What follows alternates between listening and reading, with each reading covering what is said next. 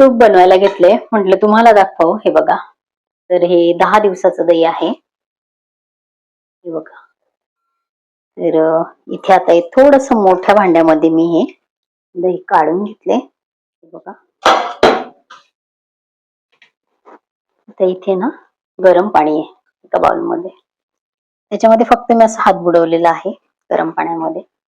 आणि इथे मी घेतलेलं आहे थोडस थंड पाणी. थोडस इथं अगदी थंड पाणी घालणार आहे.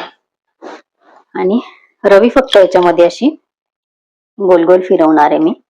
उसळ आहे त्याला असं हे करायची गरज नाही, घोटायची वगैरे. फक्त मी गोल गोल गोल गोल जराशी रवी फिरवते. आणि हो, माझ्या चॅनल वरती ना याआधी पण मी तूप कसं काढायचं आहे, तूप कसं कडवायचं आहे ही रेसिपी दिलेली आहे. आणि तूप कडवताना नागवेलीचं पान केव्हा टाकायचं आहे, त्यामुळे काय होतं तुपाचं, कसं टेक्स्चर येतं, हे संपूर्ण दिलेलं आहे. आणि आज मी